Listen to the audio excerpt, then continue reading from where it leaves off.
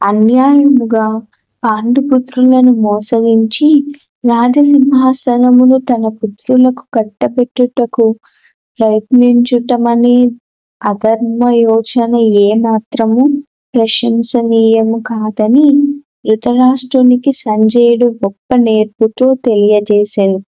కురువంశమంతయు ఆ మహాసంగ్రామములో సంహరించబడినను సూచనలు అప్పటికే స్పష్టమయ్యేవి.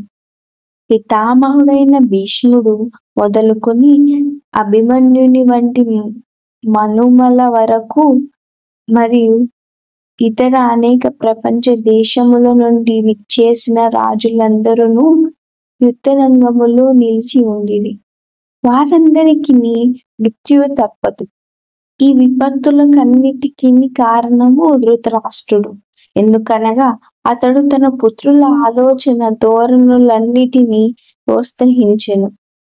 దుర్యోధను పక్షములో భీష్మాదులు తమ తమ శంఖములను పూరించినప్పుడు పాండవ పక్షము వారి హృదయములు ఛేదించబడలేదు. అటువంటి సన్నివేశములేవి పేర్కొనబడలేదు. కానీ పాండుపక్షపు వారు చేసిన ధ్వనుల ప్రతిధ్వనులతో ధృతరాష్ట్రుని పుత్రుల హృదయములు ఛేదించబడెనని ఈ ప్రత్యేక శ్లోకములో చెప్పబడింది. పాండవులకు శ్రీకృష్ణ భగవానుని పట్ల గల విశ్వాసమే అందుకు కారణం.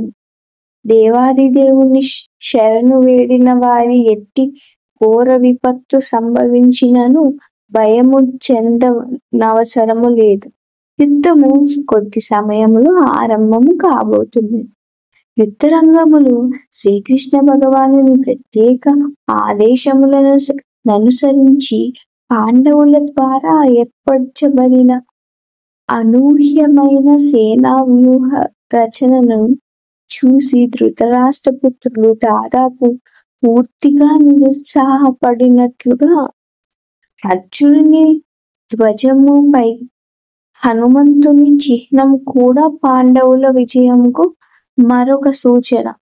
ఎందుకనగా రావణుల నడుమ జరిగిన యుద్ధములో హనుమంతుడు శ్రీరామునికి తోడ్పడగా శ్రీరాముడే విజయం సాధించెను. ఇప్పుడు శ్రీరాముడు మరియు హనుమంతుడు ఇరువురు కూడా అర్జునునికి తోడ్పడుట కొరకై అతని రథములో ఉండిరి. శ్రీకృష్ణ భగవానుడు స్వయముగా శ్రీరామచంద్రుడే.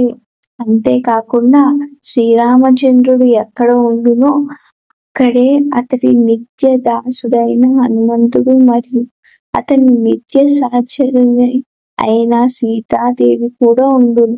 కనుక అర్జునుడు ఏ విధముగాను శత్రువులను గూర్చి భయపడనవసరము లేదు.